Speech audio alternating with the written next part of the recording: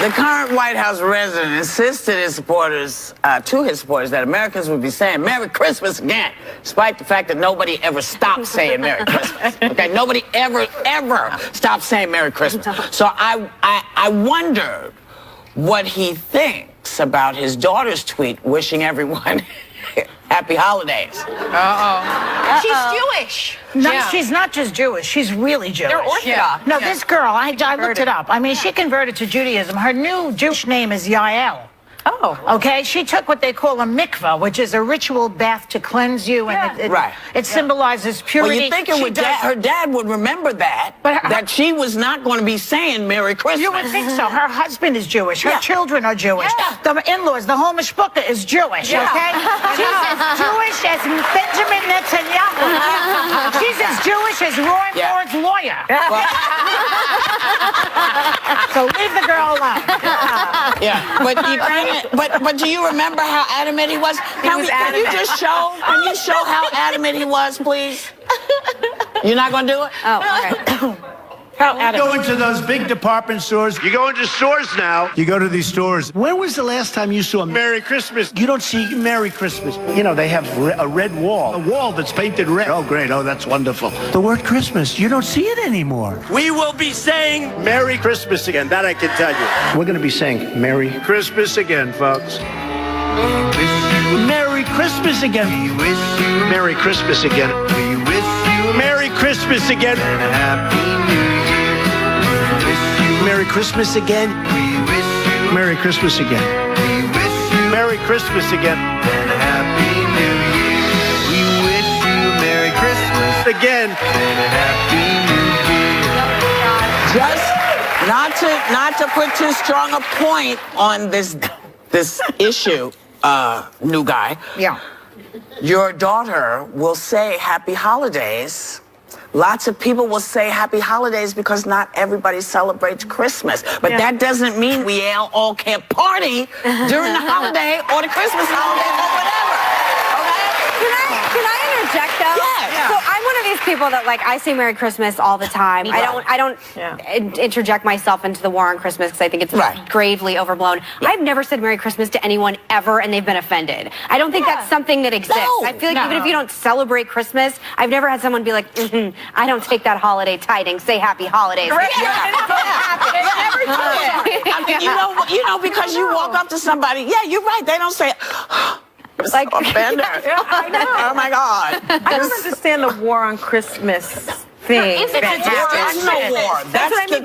But if you look at some media outlets, they're constantly saying that there's this war on Christmas. There's a mashup on YouTube of President Obama and the First Lady saying Merry Christmas. I don't know, like 100 times. Listen, that comes from his brain. Well, I think about the coffee cups. I think that's what I think there's like an implication that maybe you can't say Merry Christmas because again, in my entire life, I know people from all different creeds and backgrounds. Nobody gets offended when you say Merry Nobody's Christmas. hurt. Nobody thinks you're being rude. People understand because we all come from different places. Duh. It seems like Fox News likes to push this because they're victims. Like I'm a Christian and I'm a victim. You know, as if the country is not mostly Christian. Here's what is victim. Let me tell you about this. Netflix. Netflix is being accused. I'm gonna tell you of some Grinch stuff. Because of a tweet that asked customers to the 53 people who watched A Christmas Prince every day for the past 18 days, who hurt you? Well, let me tell you something. What does that mean? I'm one of those people. Yes. What does that mean? Who hurt you? I'm one of those people. Quit trying to shame me. Quit trying to shame me. You can't shame. Come over here and say it. You're not supposed to know what I'm watching. Why are you watching me watching stuff? I don't like that. They know everything. Only Santa Claus and God can know everything. Those are the only two from Netflix. Facebook. Stop watching me do stuff. That was shocking that they sort of know what everyone It was a trending movie, so a lot of people were clicking on it. It's cheesy, but I love some holiday cheese. Yeah. Cheesy. What are people supposed to I'm not shaming cheese. I've never heard of it. But are you supposed to watch hipster, emo, Coen Brothers directed Hallmark movies? Give people a break. It's the Christmas It's the best holiday. You know what the best Christmas movie is? What is the best Christmas movie? Bad Santa. That's a good one. That's the greatest. You love that. You I love that one. movie. What's your favorite? The claymation Rudolph. Yes, Good. I just What's saw that with my yours? daughter. What's yours? I like Elf. Yes. Too. Santa, I know him. I love that. What's yours? Chevy Chase movie, the National Lampoon's Christmas Yes, yes. That's a good one. What about that famous one with Jimmy Stewart and Donna Reed? Oh, you went See, with that's that. not mine. That's a wonderful. Yeah, that one does. BB gun one. That one does. Christmas Story. Yeah, Christmas Story. That's mine because Miracle on I You don't like It's a Wonderful Life? I know. Why? I want a Red Ryder BB gun. It's not that I don't like it, but it doesn't say much to me. It doesn't speak. say No, that the world would be different No, it if you does were not. never born? No. We need to update your No. movie category, Joy. No. Wonderful Wife. It is. Wonderful It's Life is a lovely movie. So is the Preacher's Wife. They're wonderful. A Miracle on 34th Street. Christmas. Miracle on 34th. It's all good. good But one. The original Frosty. I like a Christmas movie that shows me and reminds me what I look like when my mother stuffed me into those snowsuits. And you just, because that's what I did. And Clyde would come running back and come on, Karen, come on, and pick me up and take me. I mean, Or it those reminds bunny me of pajamas? yes, it reminds me. I still do that. Netflix should stop TV. And I did this thing, every year I generally read The Night Before Christmas for Nightline. And they said, well, we want to do something different. I was like, really? And they were like, no, we want to do something like from when you were a kid. So when I was a kid, there was a man named Mr. Garrity who threw a party for 3 neighborhoods in Chelsea. Chelsea, the Hell's Kitchen and Clinton. Okay. And so all these kids, from 6 to about 10 or 12 would go every year. And he threw like a huge party with great presents. So this is what Nightline decided that they would help us do. And it's called the Share the Joy campaign, and they help grant holiday wishes to needy kids. So we had a lot of fun reading Twas the Night Before Christmas to some of the kids, and they got some really groovy early Christmas presents too. So to log on to our website for more information, and you can catch some more of this on Nightline Friday night at 12:35.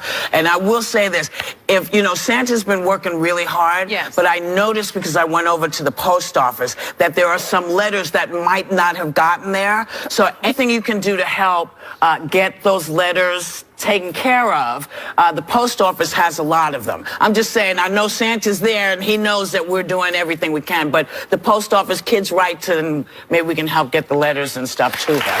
We'll be right back.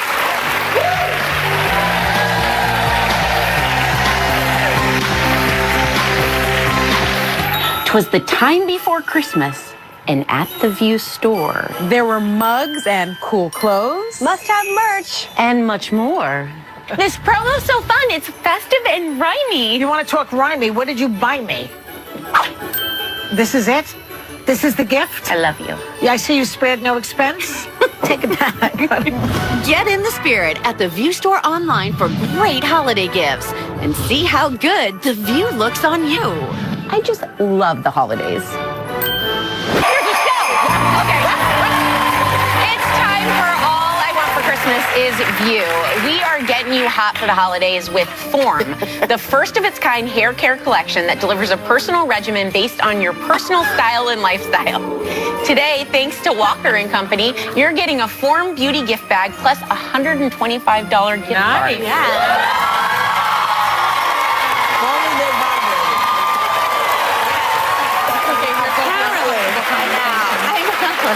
Apparently, I don't know whether you all are aware of this, but apparently there is a magic number when it comes to sex, according to a survey of over 3,000 people that found that most women say, okay, this is what women say. Sex should last exactly 25 minutes and 51 seconds. Now, I can't say I ever recall 25 minutes of anything, but how does that work? Well, what's funny is the average answer for men is also 25 minutes and 43 seconds, but they did a study and found that the average man in any country and of any age cannot get close to either ideal duration. Does that include like hey, come in, are you eating? Are you? No, foreplay. Yeah, well, anything, does it include everything, like the whole doing evening? the do. Well, what else do you want it to include? Because the only way they can want it to last that long is if it starts with, you know, your arrival, and then you take your coat and you sit down. I mean, that seems to encompass 25 minutes. What about that song, I Want a Man with a Slow Hand? That's got to take at least an hour. I'm not exactly the spokesperson for men, but I mean, if Omarosa can be for black people, maybe I'm good. But so we are slap happy. Can you tell? Go ahead. So I think men aren't into the opening act anyway. So they better be. No, we've done it on this show. They don't want it. They want their stuff, and they want to get out. Too bad about that. There's really? Yeah. So I think this is like at least 3 times too long. My mother used to say when I was a kid, she'd be teaching me about sex. For 10 minutes of pleasure, you pay for the rest of your life. That's how they got us not to have sex. That was considered birth control in the Italian neighborhood. Yes, not only in the Italian. Well, you know, there's only a spit between y'all. You know, we fall in the coffin just like y'all do. Same idea. 10 minutes. And I'd be like, 10 minutes. We were talking about this before, that like all polls, you can sort of interject what you want into them. Yeah. And there are different times for different things and different places and different times. So if you're like, you know, I don't know. Why are you laughing so hard? Have you heard of I am trying to talk about sex on this show. It is so uncomfortable. I cried on television yesterday to Joe Biden, and it was more comfortable than talking about sex right now. Tell us about injecting into the poll. Wait, before Sonny and I are making a really valiant effort to make this work. But it's the injection into the poll that got us. We have to go. We'll be right back. Phasma in Star Wars: The Last Jedi. Please welcome Gwendoline Christie. Yeah.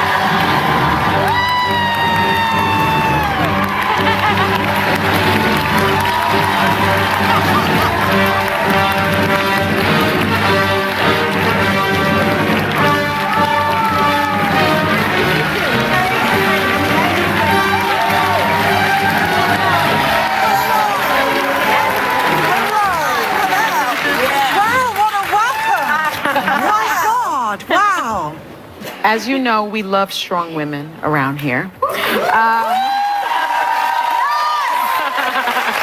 And you are known for playing 2 of them, Captain Phasma on Star Wars and Brienne of Tarth on Game of Thrones. And they both challenge these stereotypical roles of women, I think. When you were growing up, did you have any role models representing that? Well, it was limited, I have to say. You know, when I was, I watched TV and movies really avidly from a very, very young age. Right. And I found it very limiting. And you know, it is coincidental, really, that I remember being shown the Star Wars movies when I was 6. And I remember watching that film and being so captivated by Carrie Fisher. Yes. Because she felt so authentic. Yeah. She felt like what she was bringing to the role was a real generosity of spirit. And her sense of humor, her bravery, her refusal to conform. And that, it inspired me. And it inspired me hugely, because I remember thinking, even in my thinking, I like her. She's not like all the other women I see on TV. By that, I'm saying what we were presented with in terms of female characters in our mainstream media and entertainment. She felt different. She passed away last year, unfortunately. We were just discussing at a very young, she was only 60 years old, brilliantly funny, so talented. Anything in specific you remember about her? We were doing press together, and I was so nervous because, you know, it's Carrie Fisher, and I was with her, and I was with Lupita. You know, it was quite a lot happening, and the interviewer said. He went to ask Carrie a question, and Gary Fisher, Carrie's dog, wandered in, and then immediately past wind. Yeah. And it was quite an intense experience for everyone in the room. And Carrie said, I'm not going to ignore this. Something's just happened in the room. A dog fart has happened so strong that you could hang a picture of it. And then she said, in answer to your question, what am I going to do between movies? I'm going to be hanging pictures of dog farts. So that was my introduction. She was incredible. Yeah. Incredible. You know, I am a huge Game of Thrones fan, as I think the majority of America is as well. Your character is incredible. We have to wait a really long time for the season to come back. Can you give me a hint whether or not Brienne lives or dies at the end? Or do you at least know? What I can tell you is that they've installed a new process now on Game of Thrones, whereby you go in at the start of the day, you do your day, and then you go into a booth and they apply electrodes to your head. And it means that you don't remember anything that happened at all that It's like day. the Matrix. Because not even I know. Our executive producer is dying to know who you think would win in a battle of Brienne of Tarth or Captain Phasma. Now, look, I feel very conflicted about this. Yeah. John Boyega says he thinks Captain Phasma would win. What I'm proposing is this. Let's find out. I'm thinking one half of me, Brienne of Tarth. Yes. The other half of me, Captain Phasma, and let me fight myself. Yeah. Now that is a movie. I would watch it. Let's watch that movie. Well, I have been a Star Wars fan forever. But last time we saw Captain Phasma, Finn and Han Solo tossed her down a trash chute, right? So we know little about The Last Jedi, but we know Phasma is back. So in a scene with Finn, he's dressed in regular clothes, and you, however, are in full armor. So can we get a little bit about what's going to happen? Ooh. Okay, what I'm going to tell you is this, yeah? Did you know you're the electrodes thing? Only, You can't do it. Only because I like all of you. I was reunited with the man who taught me to fight on Game of Thrones, a brilliant stunt director called C.C. Smith. And he taught me to fight and to sword fight. And when I first started on Game of Thrones, and we spent 3 months together, 3-4 days a week, and he would, you know, make me walk around with weights and talked about, he gave me courage to just, to take that step, to go further and to be, you know, to really sit in my own power and to sit in Brienne's power, which is far greater than mine. So we worked together again. Maybe we work together to be legal points. Maybe we work together to be legal points. I want to ask you a question because you're a fantastic actor, and you are a very tall woman. And I have 2 questions. Are your folks tall? All of the women in my father's side of the family were very tall, around 6 foot. Right. And both of my parents were tall, but I am the tallest. And so, being the tallest...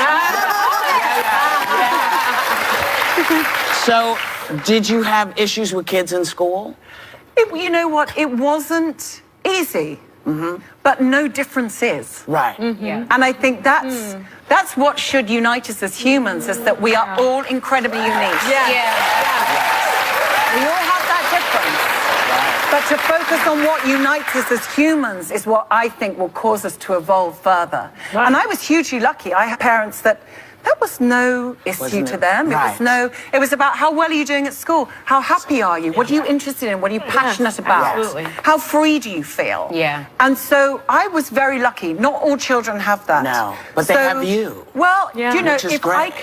if there's anything I could do with the amazing opportunity I've been given to do these incredible projects, and it is just luck that I've been able to play these roles. I truly hope it inspires not just our youth, but everyone, generations, that we are all unique. Let's be united by our similarities. Let's recognize our differences and be united. Perfect way to end. A big thank you to Gwendoline Christie. Star Wars The Last Jedi is in theaters tomorrow, and we will be right back.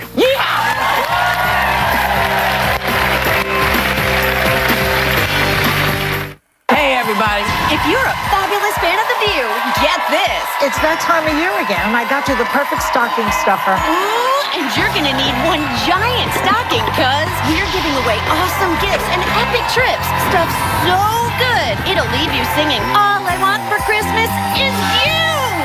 Good one. Happy holidays from The View. So visit us on Facebook, like our page, and find out how to enter. Every day in Hot Topics, we talk about how divided the country is, and most of it starts on Capitol Hill.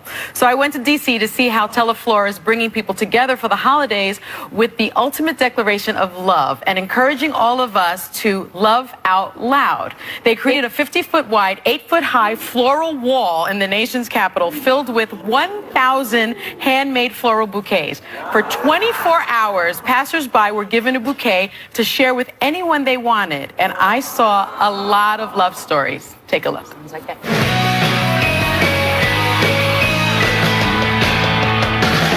I'm in Washington, D.C., and I'm in front of the Teleflora Wall of Love. And it's the holidays, so I want to find out how people love out loud. You look like a family, yes? We are a family. We're the Hardiman family. My name is Stephen. This is my beautiful wife, Sandra. 26 years ago, she did me the pleasure of becoming my wife. For so long, I kept the love for her in my head, and I didn't share it with her all the times and all the ways that I should. I took this time today, and I brought her out here and let the world know how special she is and how much I love her. And she has given me 3 beautiful boys. I love you so much. I love you too. He's got me crying too. My goodness. What woman doesn't want a man to say that to her? I am so blessed. So, Jessie, why did you bring your sister Catherine to the Wall of Love? She's such an amazing person. She's been by me. Our mom passed away unexpectedly 2 years ago. I think during that time, I've just sat and thought about how amazing she is. You know, she walks into a room, she changes the dynamic of everybody and everything. And so I just want to tell her how grateful and lucky I am. Oh, I think this deserves a hug. Let me move out of the way.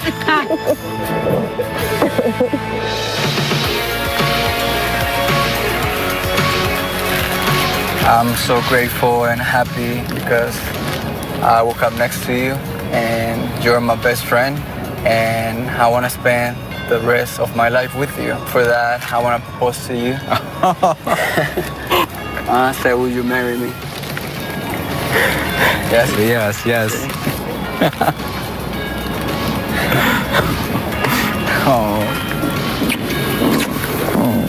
Were you surprised? I'm like in shock right now. My body's like shaking, and I just can't believe like this is happening right now. How long have you been together? So far, about 3 years. Wow, and a lifetime after this. Congratulations. Thank you. I appreciate it. I had such a great time meeting people and listening to people love out loud. And guess what, ladies? I'm bringing some home to you. Well, Teleflora wants everyone to love out loud this holiday season with the Winter Pine Centerpiece. It's delivered in an elegant glass bowl bursting with fresh flowers, holiday pines, and festive accents. And guess what? Great news! Thanks to our sponsor, Teleflora, members of our audience are going home with a $125 Teleflora gift card. We'll be right back with Christian Siriano.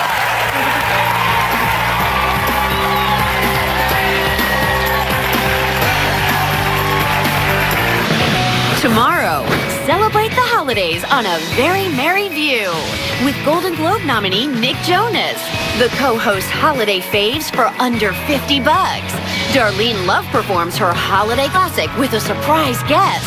And we're giving away spectacular vacays all over the world. So tune in to see if you're packing your bags. Christian Siriano has been a friend of mine for a long time, and he's one of the leading A-list designers who has no size limit when it comes to his magnificent fashions. He's shown off some of them in the new book, God bless me, Dresses to Dream About. And honey, when you open it, you'll see you're gonna wanna wear everything. Welcome, Christian. Thank Thank you so much. So Thank you. we're coming up on your 10-year anniversary of your line. Yes. And Crazy. I know that Whoopi was one of your first models, right? She was, yeah. Whoopi was like the first to embrace, which was amazing. And I dressed her for the Tony Awards. Designed her show, her outfit right yeah, here on because the she was show. hosting, and it was like a big deal for me. A lot of love. I mean, amazing. That was pretty. That's gorgeous. It was gorgeous. She showed her legs. That was she. We've never seen Whoopi. Right? Oh, I haven't. You got good legs. Yeah, I know it.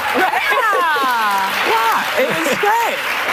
It so was nice. Such a great experience, and I loved doing it. It was a blast. And I hope I get to do more for you. Yes, I think you will. Yeah. One of our favorite stories here. We know that Leslie Jones is a big fan of yours because, as we all remember, we talked about here on the show, she had an award show and she tweeted out, "No one will design for my body," and you tweeted right back, like, "I'm in." Yeah. But we didn't realize how big of a fan she was until we saw this clip.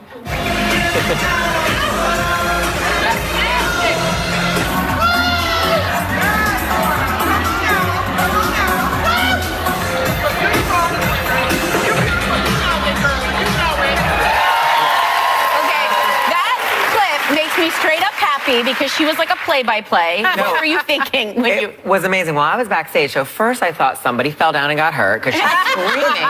She's screaming. It's so loud. And I'm like, oh, God, the show's over. But then it was like everybody was laughing and exciting. And I really just thought she thinks she's like at the Knicks game. Like, I don't think she understands. But it was so nice because everyone in fashion is so annoying and rude. So it was like really nice that it like made the everyone like, you know, she's sitting across from Vogue and the New York Times. And like it lifted everyone's spirits. Yes. But I don't think she knew that. She was like, "Baby, I just thought they were your friends." And I was like, no. But that made it very genuine. And I love her, and I love making clothes for her. I dressed her for the Emmys, you know, a few days later. Yeah. And she's just a great person. You have models of all shapes and sizes, backgrounds, genders, walking in the shows. Yeah. Why has that been important for you or to you? I just think that that's just the world we're living in. I think, you know, it's like such a funny thing that I think people, if you have a hard time getting clothes, that's like so weird. To me, there's enough kind of hate going on in the world that I think like getting dressed should be the easy part of the day. And I always thought, and I think the way that I've shown that on the runway is to really just show everyone, you know, if it's a boy in a dress or whatever, there are no rules anymore. And I don't think we should care. Well, I love it. You know, look. I love it. If I get to go to the Oscars, he's going to dress me. Thanks for tuning in. His book, Dresses to Dream About, is available now. We want everybody to have a great day. Thanks for coming. Thanks for watching. Take a little time to enjoy the view and be kind.